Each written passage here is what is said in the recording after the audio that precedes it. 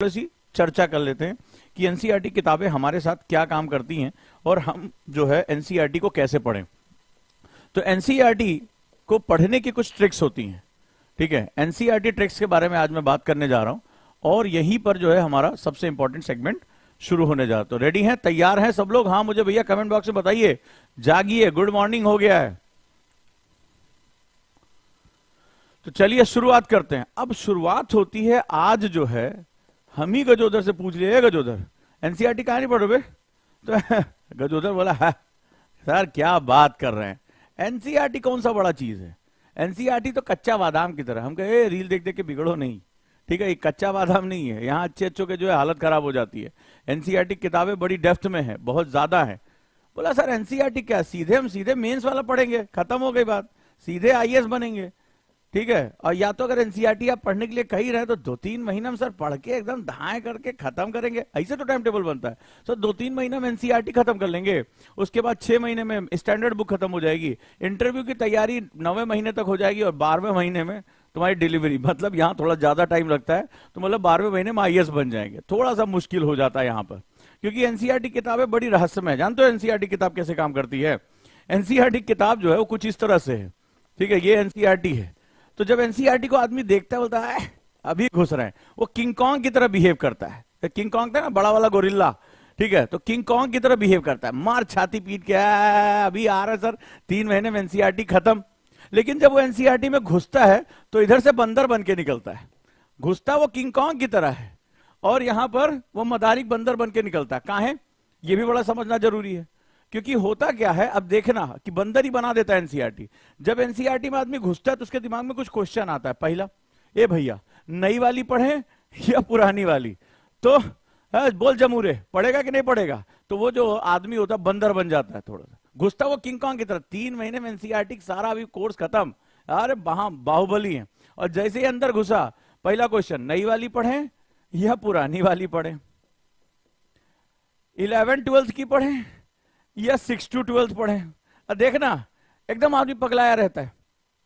NCERT पढ़े, pre के लिए पढ़े या मेंस के लिए पढ़े, और पगलाया। इसके बाद जो कि एनसीईआरटी नोट से पढ़े या क्रक्स से पढ़े, किताब ही क्यों पढ़े? कौन 3500-4000 पन्ने में अपना जो है वो सरदर मारेगा? बोलो होती कि नहीं बीमारी? सब लोग बताओ, ये बीमारी किसको किसको है भैया? ये बीमारी किसको किसको है कि घुसता वो किंग कॉन्ग की तरह है, बड़का वाला गोलिल्ला बन के आ गए, मार के खत्म कर देंगे एनसीईआरटी को। 3 महीने में सर अभी ऐसे खत्म होगा। और जैसे अंदर घुसा, पता चलता 3, 6, 7, 8, 9, 10 महीना निकल गया और वो बंदर बन के बाहर निकलता है। कॉन्सेप्ट वह समझ में नहीं आता है, ठीक है। और वो जमूरे, हाँ बोल जमूरे, नहीं पड़ेगा पुरानी पड़ेगा, और वो जमूरा बना के उसको नचा के खत्म कर देता। बोलो किसको किसको ये समस्या है? किसको किसको? नई वाली पढ़े, पुरानी वाली पढ़े, ठीक है, 11th-12th की खाली पढ़े, 6 से 12वीं तक की पढ़े, प्री के लिए पढ़े या मेंस के लिए पढ़े, नोट से पढ़े या क्रक्स से पढ़े। देख क्वेश्चन पे क्वेश्चन, क्वेश्चन पे क्वेश्चन। अब पढ़ाई से ज्यादा क्वेश्चन में आदमी पढ़ता रहता है, ठीक है, क्वेश्चन में पढ़ता रहता है। कई लोग सोचते हैं अरे एनसीईआरटी पूरा पढ़ने की जरूरत नहीं है, खाली वो बॉक्स में डब्बों में जो दिया ना खाली उतना पढ़ लो। हाँ तो यूपीएससी तुम्हें डब्बे में ही बंद कर देता है, टेंशन वाली टेंशन ना लिया करो। हाँ रेडी, सही बात पहुंची कि नहीं पहुंची? यही समस्या है। तो आज जो है हम नहीं चाहते कि तुम जो किंग कॉन्ग से जो बंदर बन जाओ और जमूरे जमूरे करके नाचो। तो एनसीईआरटी जो बुक्स हैं वो बड़ी गहरी किताबें हैं। एनसीईआरटी को पढ़ने के कुछ तरीके होते हैं। तो एनसीईआरटी पढ़ने के तरीके अगर आप घर से भी पढ़ाई करो तो सही तरीके से पढ़ाई करो तो बढ़िया से सिलेक्शन हो जाएगा। तैयार हो सिलेक्शन के लिए, लबासना जाने के लिए? बताऊं क्या क्या तरीका है एनसीईआरटी पढ़ने का?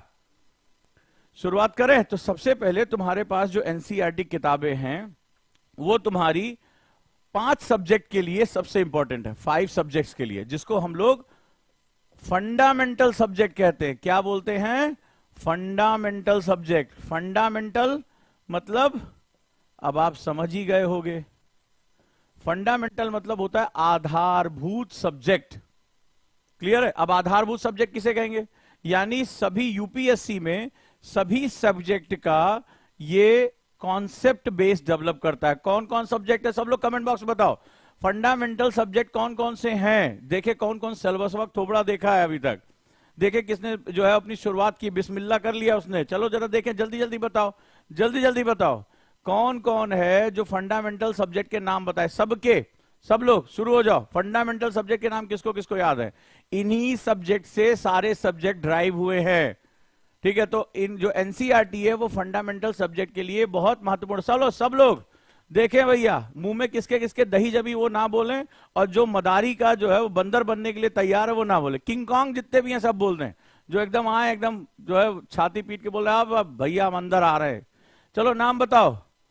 हाँ वो देखो, वो देखो, 1 2 3 4 5, एक का 4, एक रह गया कहीं गिर गया। ओहो हो, अरे बाप रे बाप, 3 आया, 2 रह गया। आहा, चलो हाँ किंग कॉन्गो जल्दी जल्दी बोलो, जल्दी जल्दी बोलो, कमेंट बताओ जरा देखे तो किसमें कितना है दम, पानी नहीं है कम। चलो देखो भैया एक बात ध्यान से सुन लेना कि एनसीईआरटी देखने में बड़ी आसान लगती है, लेकिन एनसीईआरटी का जो झटका है ना वो जोर से ही लगता है। तो भाई जरा ध्यान से, हाँ देखें कितने कितने लोग सिलेबस का थोबड़ा देखें, कितने लोगों ने चैनल सब्सक्राइब कर लिया है। सब्सक्राइब किया होगा तो आपको पता होगा इसमें एक प्लेलिस्ट पड़ी हुई है सिलेबस एनालिसिस की। देश का सबसे लंबा चौड़ा सिलेबस एनालिसिस की जो वीडियो है वो इसी चैनल पे पड़ी, आईएएस विद ओजांग सर पे। तो कौन कौन अभी तक सब्सक्राइब नहीं किया है, वो बटनवा दबाने से फटेगा नहीं तुम्हारा मोबाइलवा, ठीक है, उससे लाभ होगा। और घंटी बजाते रहो, क्योंकि अगर घंटी बजेगी जिंदगी में तभी जो है कोई आवाज आएगी, तभी जो है तुम्हारी अपॉर्चुनिटी का दरवाजा खुलेगा। तो घंटिया वाला जरूर दबा देना, ठीक है, तभी जो काम चलेगा। और इस पे सिलेबस एनालिसिस की वीडियो कौन कौन देख लिया पहले ही बताओ? सभी पे पड़ी हुई है, ऐप पे ओजांग एनी टाइम पे पड़ी हुई है और इस पे पड़ी हुई है। तो सिलेबस एनालिसिस की वीडियो बहुत जरूरी है। हाँ, क्योंकि अब मुझे ये बताओ जितने किंग कॉन्ग हैं, जो बंदर हैं वो तो पकड़ में आ रहे हैं, ठीक है। वो कमेंट करने में उनकी उंगलियों में जो है वो नेल पॉलिश लगी हुई है, लग रहा है लड़के भी लगा के बैठे हुए हैं कहीं टाइप करने से खराब ना हो जाए। लेकिन जो लोग कर रहे हैं ये बताओ कि इन फंडामेंटल सब्जेक्ट से डेरिवेटिव सब्जेक्ट कौन से हैं, तभी तो यूपीएससी सिलेबस पकड़ पाओगे। तो फनल बना लो। पहला सब्जेक्ट है आपका हिस्ट्री, दूसरा है पॉलिटी, ज्योग्राफी, इकोनॉमी और साइंस। इसको फंडामेंटल 5 बोलते हैं, कई क्लास में बता चुके हैं।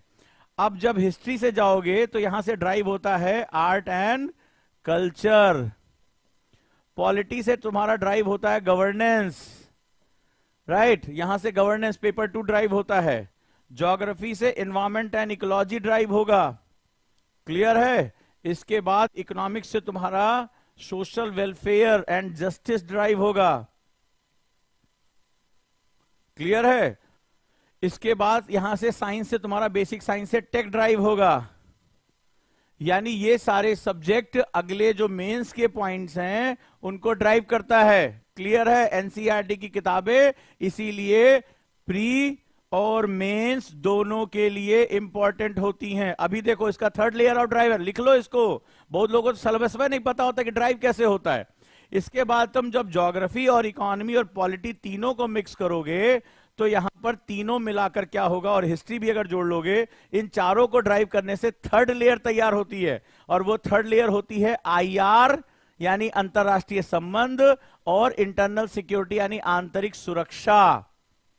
समझे? थर्ड लेवल क्यों? क्योंकि अंतरराष्ट्रीय संबंध किसी देश की सांस्कृतिक विरासत, उसकी राजनीति, उसकी अर्थव्यवस्था और उसकी इकोनॉमी यानी जो हमारी बात हो रही है भूगोल, उसकी जियोपॉलिटिकल सिचुएशन कैसी है, इन चारों को मिलाने से उस देश का आईआर यानी इंटरनल रिलेशनशिप, जो अंतरराष्ट्रीय संबंध है, और जो अंतरराज्यीय सुरक्षा है, इंटरनल सिक्योरिटी है, आंतरिक सुरक्षा है, वो दोनों निर्धारित होती है, जो कि जीएस पेपर 2 और जीएस पेपर 3 में है मेंस के, है ना।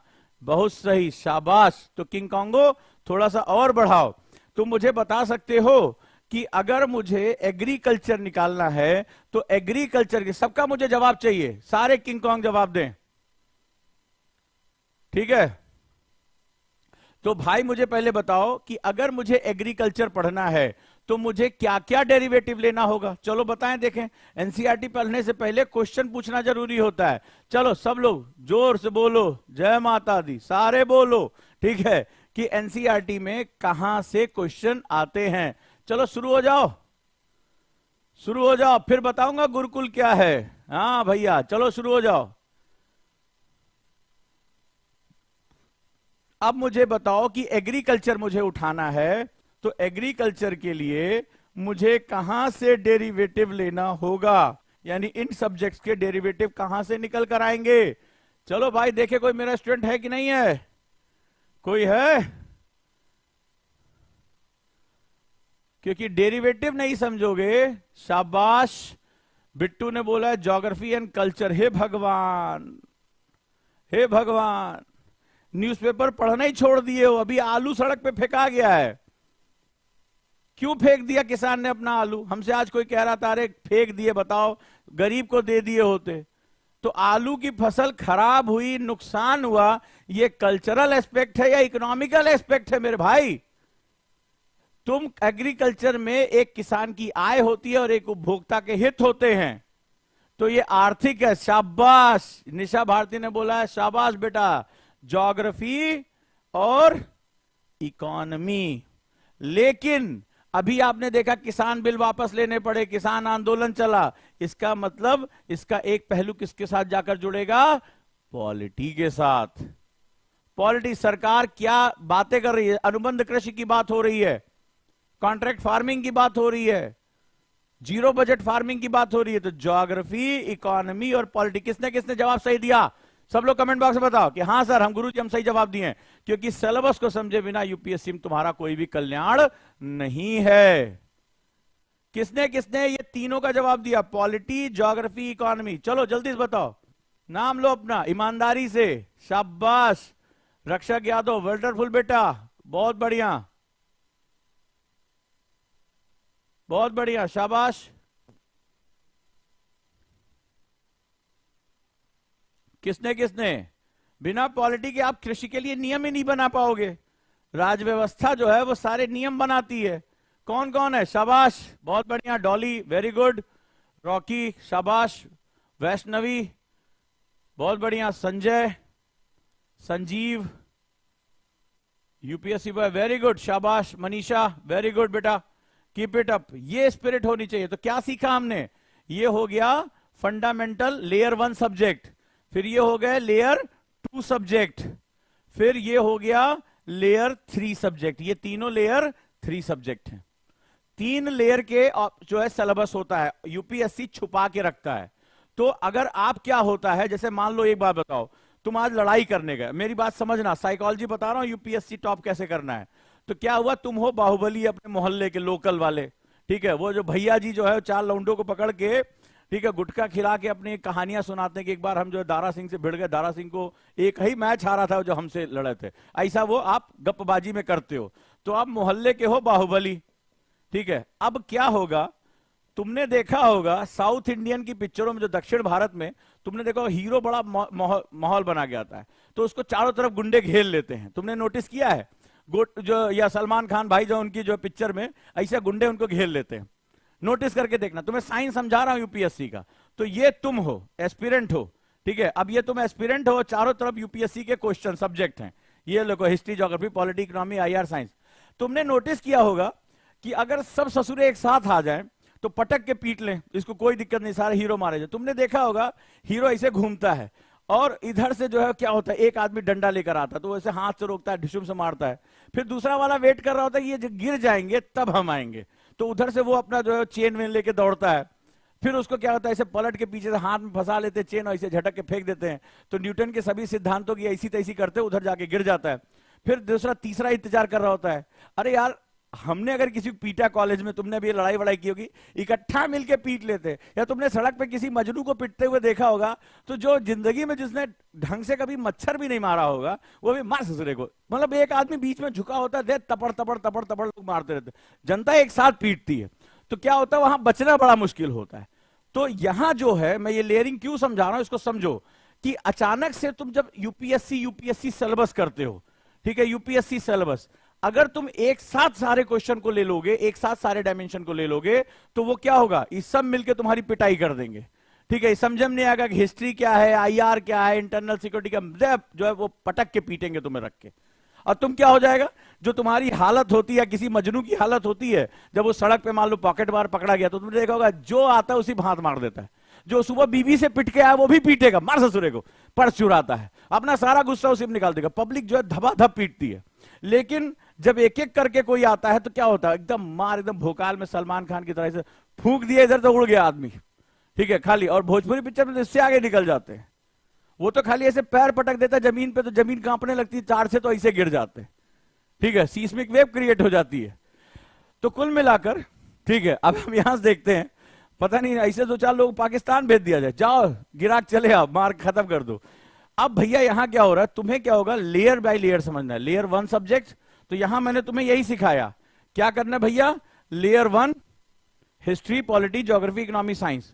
एनसीईआरटी सबसे पहले इसी पे अटैक कर देता है। लेयर 1 समझने के बाद जाओगे लेयर 2 पे, तो ये डेरिवेटिव सब्जेक्ट, फिर इसके बाद जाओगे लेयर 3 पे। तो जब लेयर बाय लेयर जाओगे तो तुम्हारे जीतने की संभावना ज्यादा है। दो इधर घूसा मारे, दो उधर घूसा मारे, इधर गिर गए, नहीं तो सब इकट्ठे पटक के पीट लेंगे, दिक्कत हो जाएगी।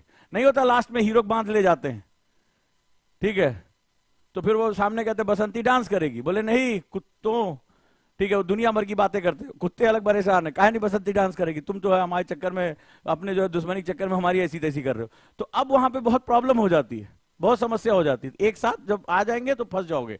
तो अब एनसीईआरटी क्या करेगा, तुम्हारी लेयर 1 को बहुत अच्छे से तैयार कर देगा। समझे भैया, चले अब चलो, तो कैसे कैसे पढ़ना है तनिक देख ले। तो सबसे पहले क्या करना है भाई, आ जाओ। तो अभी हमारा टॉपिक है एनसीईआरटी कैसे पढ़े, जो जो स्टेप बता रहे हैं उसको फॉलो कर लो। तो NCERT national council of education research and training, एक किताब का बहुत लोगों को फुल फॉर्म नहीं पता है, एक दिन पूछ लिए थे किसी बच्चे से कि एनसीईआरटी फुल फॉर्म क्या होता है, national council of education research and training. तो इसमें लिखा हुआ एजुकेशनल रिसर्च, यानी जो अभी समसामयिक है, जो अभी जरूरत है उसके हिसाब से ये रिसर्च करना। ये सभी स्टूडेंट के लिए one of the most authentic books में से एक है, छात्रों के लिए सबसे महत्वपूर्ण संसाधनों में से एक है। क्यों संसाधन है, यानी अगर इसकी नॉलेज को सही तरीके से इस्तेमाल किया जाए तो यूपीएससी के क्वेश्चन समझना आपके लिए बहुत आसान हो जाता है। दूसरा, विभिन्न विषयों के लिए एक मजबूत आधार प्रदान करती है, ये बड़ा इंपॉर्टेंट वर्ड है, यानी कि जो आपका फाउंडेशन होता है। अभी हमने क्या किया, फंडामेंटल 5 सब्जेक्ट की बात की, हमें क्या समझ में आया कि इन सब्जेक्ट से दूसरे लेयर के सब्जेक्ट तैयार होते हैं, सेकेंड लेवल, और इससे फिर थर्ड लेवल के क्वेश्चन तैयार होते हैं। सबको समझ में आ गई? सब लोग भैया कमेंट बॉक्स में बताओ, समझ में ये बात आ गई? तो अब क्या होगा, ये 3 लेयर के हमारे सेगमेंट तैयार होते हैं। सिलेबस कोई एक पार्ट नहीं है, सिलेबस 3 पार्ट में है। सीधे एक साथ घुसोगे तो आईआर वाले और जो है इंटरनल सिक्योरिटी वाले और एग्रीकल्चर वाले पटक के पीट लेंगे तुम्हें, तो तुम्हें एक एक करके उनसे जो है भिड़ना है। तो ये क्या काम करता है, मजबूत आधार प्रदान करती है, क्योंकि कॉन्सेप्ट को बहुत आसान तरीके से फंडामेंटल 5 के साथ ये जोड़ देती है, इसीलिए ये बहुत इंपॉर्टेंट हो जाती है। चलिए आगे देखते हैं। दूसरी जो सबसे महत्वपूर्ण बात है वो क्या है, चलो भाई अब आ जाओ। दूसरी बात कहता है कैसे पढ़ाई करें। सबसे पहला रीडिंग 1 होती है।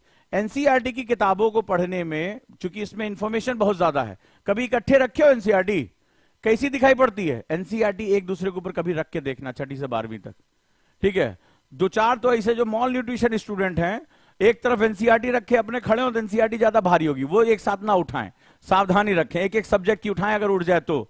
और जो थोड़े से जो कुपोषित बच्चे हैं, जिनको थोड़ा सा उनको लग रहा है कि वो अभी उनको जो है इंड्यूरा मास खाना है, थोड़ा सा वजन बढ़ाना है, तो बहुत भारी भरकम जो है किताबें हो जाती है, बहुत ढेर सारी किताबें हो जाती हैं। अब इसमें रीडिंग 1 होती है। सबसे पहले डायरेक्टली जो है आप जब रीडिंग 1 करेंगे तो एनसीईआरटी को थ्रू आउट रीडिंग कर जाइए, ठीक है, यानी उसको आप पढ़ते जाइए, एक पेंसिल रख लीजिए, आपको जो इंपॉर्टेंट लग रहा है उसको या तो उसके नीचे ऐसे या गोला खींच दीजिए या लाइन बना दीजिए, या जो कॉन्सेप्ट है वो इसको आप कर लीजिए, ठीक है, बहुत इंपॉर्टेंट है।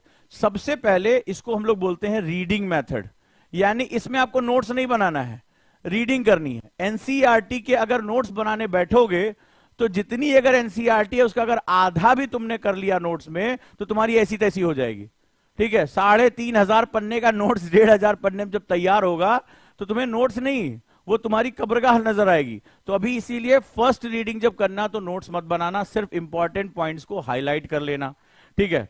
और एनसीईआरटी की किताबों में जो इंपॉर्टेंट कॉन्सेप्ट है वो हाईलाइट करके दिए होते हैं, यानी वो जो इंपॉर्टेंट अवधारणाएं हैं, कॉन्सेप्ट है, उनको और विचारों को, तो आपको क्या करना है, उन विचारों को अंडरलाइन करते जाना है। जैसे कोई परिभाषा है, डिफिनीशन है, अंडरलाइन कर लिया, इंपॉर्टेंट स्टार मार्क कर लिया, और इससे संबंधित किताब को गोजना पड़ेगा। इससे संबंधित जो विचार है, थॉट्स, उसके साथ लिंक कर लिया। जैसे मान लीजिए *1 आपने रखा, अब देखो कैसे पहली रीडिंग करनी है। अगर आप खुद से रीडिंग कर रहे हो तो स्टार किया 1, ठीक है, अब 1 से रिलेटेड कोई थॉट है, अभी आपको अपने उसके अंदर पढ़ते जाना, अभी नोट्स नहीं बनाना है, तो आपने उसको मेंशन कर लिया 1A, दूसरा कोई विचार है 1B, तीसरा कोई विचार है 1C। पहले चैप्टर में आपको 3 थॉट मिल गए, ठीक है। तो अब आपने यहां ABC कर लिया, ठीक है। तो इस तरह से आपने क्या किया कि ये मुख्य अवधारणा है, मुख्य कॉन्सेप्ट है, और इससे जरूरी जो विचार है वो यहां पर हमने एक कोडिंग कर ली, इसको बोलते हैं कोडिंग। ये कोडिंग ऑफ स्टडीज हो गई। तो आप एनसीईआरटी की बुक्स को कोडिंग कर रहे हो। डन? हाँ या ना? सब लोग कमेंट बॉक्स में बताओ कि समझ गए।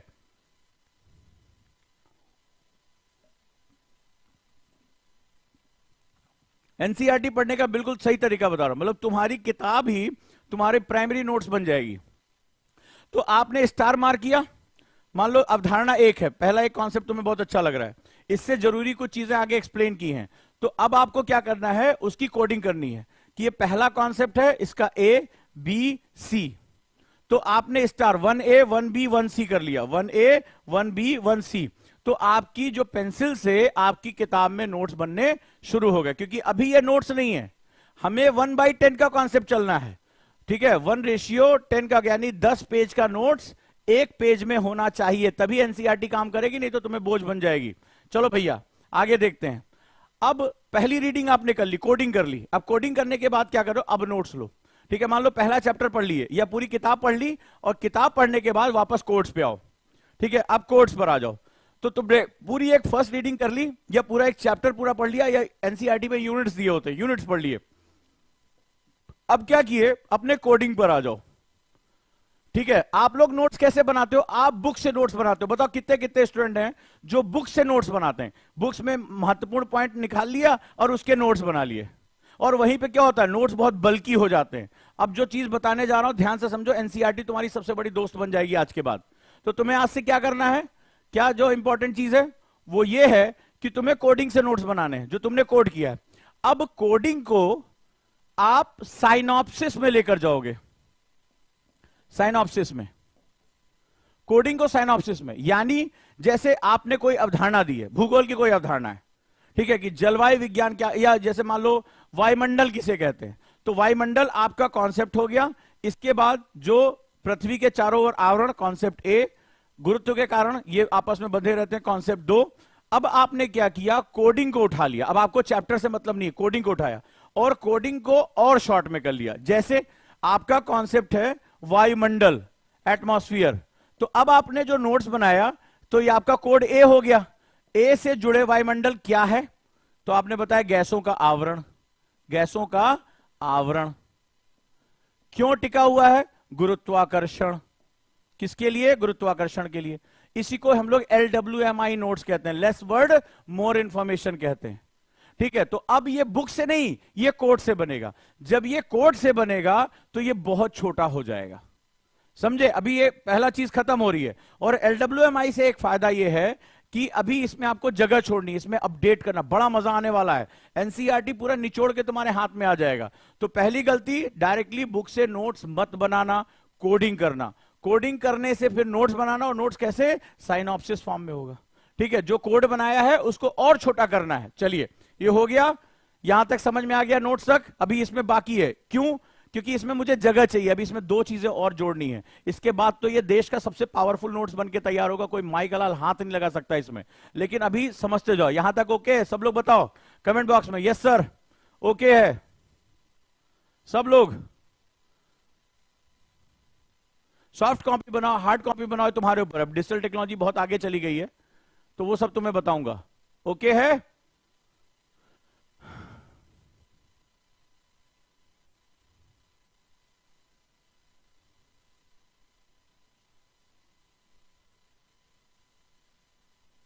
डन? तो बुक से अब क्या करना है, कोड्स बनाना है। चलिए सब लोग, तभी तो लगेगा कुछ पढ़ाई हो रही है। अब आ जाओ तीसरा, अगला। अब सबसे महत्वपूर्ण होता है, ज्यादातर मैंने स्टूडेंट को देखा, तुम में से बताना जिन लोगों ने एनसीईआरटी के पीछे अभ्यास प्रश्न दिए होते हैं, उसमें एक जो है वो तर्क शक्ति वाले क्वेश्चन होते हैं। उन क्वेश्चंस को जरूर सॉल्व करो। अगर तुम चाहते हो कि तुम उसका पूरा एक क्रक्स निकाल सको कितने लोग ईमानदारी से बताओ कि एनसीईआरटी की बुक्स में हर चैप्टर के पीछे क्वेश्चन दिए होते हैं, और जानते हो आईएएस प्रीलिम्स में वहां से डायरेक्टली क्वेश्चन आते हैं, डायरेक्टली क्वेश्चन आते हैं। और कितने लोग हैं जो इसको फॉलो करते हैं? सब लोग कमेंट बॉक्स में बताएं, कितने लोग एनसीईआरटी के पीछे के क्वेश्चन सॉल्व करते हैं? हाँ या ना में जवाब दो, हाँ या ना में जवाब दो कि सर हम क्वेश्चन सॉल्व करते हैं, ईमानदारी से। और जो नहीं करते वो भी मुझे लिख के बताएं, सर नहीं करते हैं। बहुत इंपॉर्टेंट क्वेश्चन है वो, बहुत इंपॉर्टेंट, क्लियर है, बहुत ज्यादा महत्वपूर्ण होते हैं वो। और अगर आपको वो क्वेश्चन चाहिए तो ओजांग टेस्ट प्रैक्टिस पे भी आप जा सकते हैं और वहां जाकर आप क्वेश्चंस कर सकते हैं। तो ओजांग टेस्ट प्रैक्टिस की ऐप सभी के पास होनी चाहिए, ठीक है। और ओजांग टेस्ट प्रैक्टिस में आप जाएंगे, टीचर असाइनमेंट में आप जाएंगे, यहां पर आप देखिए ओजांग टेस्ट प्रैक्टिस के टीचर असाइनमेंट में जाएंगे, वहां पर ओजांग सर क्लास असाइनमेंट आपको मिल रहा है। वहां पर आप अगर जाएंगे, यहां पर 2 असाइनमेंट दिए हुए हैं, अगर आप ओजांग सर क्लास असाइनमेंट में जाएंगे तो यहां नीचे की तरफ आप जो सिंपल सिंपल क्वेश्चन देख रहे हैं, ये एनसीईआरटी के प्रैक्टिस क्वेश्चन हैं, जो मुझे लगता है कि एग्जाम के हिसाब से बहुत महत्वपूर्ण है। यहां पर मैंने ये क्वेश्चन अपलोड करा रखे हैं, और अगर आप प्रैक्टिस बढ़ाओगे तो मैं और क्वेश्चन इसमें बढ़ाता चला जाऊंगा। तो सभी लोग ओजांग टेस्ट प्रैक्टिस पे ये क्वेश्चन प्रैक्टिस करना शुरू करो। चलो देखते हैं किसके कितना दम है। तो अगर आप नहीं करते तो आज से क्वेश्चन सॉल्व करना शुरू कर दीजिए। अगला, अब जो नोट्स हमारे बन गए हैं उसमें अब सबसे बड़ी लोग गलती करते हैं, रिवीजन नहीं करते। तो आपको क्या करना है? रिवीजन करना। मैंने टाइम टेबल की वीडियो बना दी थी, अगर नहीं देखी तो देख लो। अब रिवीजन कैसे करना है? कितने लोग जानते हैं रिवीजन का आपका मेथड क्या है? मुझे कमेंट बॉक्स में बताओ, आप कैसे रिवीजन करते हो? मैंने 2-3 मेथड बताए हुए हैं, ठीक है। आप मुझे बताओ कि कितने लोग नियमित रूप से रिवीजन करते हो और आपका मेथड क्या रिवीजन करने का। तो आज एक बड़ा मजेदार मेथड बताऊंगा, ठीक है। कितने लोग रिवीजन अच्छे से कर लेते हैं? बताइए कितने लोग? सभी लोग कमेंट में बताओ आपका मेथड क्या है, आपका मेथड क्या है। आप बोल बोल के याद करते हो, आप जो है लिख कर करते हो, आप किसी को सुना कर करते हो, और आप बहुत थक गए हो, ऑफिस से आए हो, घर का काम किया है, अभी इच्छा नहीं हो रही है कि बैठ के आंसर राइटिंग करें। कैसे जो है करोगे? कैसे करोगे? रिवीजन डेली होता है, रिवीजन डेली। अगर आप डेली रिवीजन नहीं करो, कोई मेहनत करने का कोई फायदा नहीं है। कितने लोग हैं जल्दी से बताइए, कैसे कैसे तरीका बताइए, अपना कमेंट बॉक्स में बताइए। मेरा तरीका ये है कि मैं आंसर लिखता हूं, मैं किसी को सुनाता हूं। चलो बताओ। दीपेश ने लिखा आरएसएम, चलिए बढ़िया है। रिवर्स स्टडी मेथड, बोलकर याद कर रहे हैं, नीलम ने कहा, बहुत बढ़िया। एफएसएम का मेथड है, शाबाश सुमन, वेरी गुड। और टिक्का ने लिखा है कि सर करते ही नहीं रिवीजन, बहुत बढ़िया, शाबाश। बिट्टू ने लिखा सॉरी सर, ओहो क्या बात है। चलिए अच्छी बात है, बीमारी बताते रहिए तो मैं बताऊं। तो जो लोग रिवीजन नहीं कर रहे हैं उनके लिए एनसीईआरटी ही वही लोग हैं जो बंदर की तरह नाचेंगे, किंग कॉन्ग नहीं बन पाएंगे। तो किंग कॉन्ग लोग जरा से सुने, अब जरा ध्यान से समझो। रिवीजन करने के मैंने देखो बताया सबसे अच्छा तरीका आप आंसर राइटिंग कर लो, ठीक है। अगर उसके क्वेश्चन खुद ही बना के खुद ही लिख लो, बेस्ट मेथड है। दूसरा मेथड किसी को आप सुना दो। अब तीसरे में आप बहुत थक गए हो, ठीक है। अब जो स्टाइल बताने जा रहा हूं रिवीजन की, बहुत प्यारी स्टाइल है, ठीक है। आप बहुत थक गए हो, अब इच्छा नहीं पड़ रही, अब आपका मन कर रहा है मैं लेट जाऊं, ठीक है। अब लेकिन आपको करना है रिवीजन, क्योंकि आपके टारगेट में सेट है। अब टारगेट में सेट है और आपको करना है रिवीजन, तो कैसे करोगे? अब चलो दिखाते हैं। जैसे ये आप आंख बंद करके लेट जाओ, बिल्कुल रिलैक्स होके, थोड़ी देर सारे गाने वाने बंद करके डीप ब्रीदिंग कर लो। अब बहुत अच्छा एक मतलब लेटे लेटे रिवीजन करने की टेक्निक बता रहा हूं। आप बिल्कुल आराम से लेट जाओ, अपने पेट पर हाथ रखो और एब्डोमेन ब्रीदिंग करो। अगर नहीं पता तो मेरी मेडिटेशन की वीडियो इसी चैनल पे पड़ी है, देख लेना। मेडिटेशन के उसमें मैंने एब्डोमेन ब्रीदिंग बताया है कि अपने दिमाग को रिलैक्स करने का, सिर्फ 10 सांस के अंदर अपनी सांस जो है वो अपनी जो माइंड है उसको रिलैक्स कर सकते हो। एब्डोमेन ब्रीदिंग किया, अब आप बेड पे लेट गए और अपने दिमाग के अंदर इसी तरह का व्हाइट बोर्ड इमेजिन करो। सब कुछ मैं सबसे पावरफुल मेथड बता रहा हूं, ठीक है, ध्यान से। अब आप एकदम थके हुए हो, आपकी बिल्कुल इच्छा नहीं है, आप आराम करना चाहते हो, तो सबसे पहले आपने क्या किया? डीप ब्रीदिंग की, एब्डोमेन ब्रीदिंग बोलते हैं इसको, ठीक है। टेक्निक मैंने बता रखा है, एब्डोमेन ब्रीदिंग।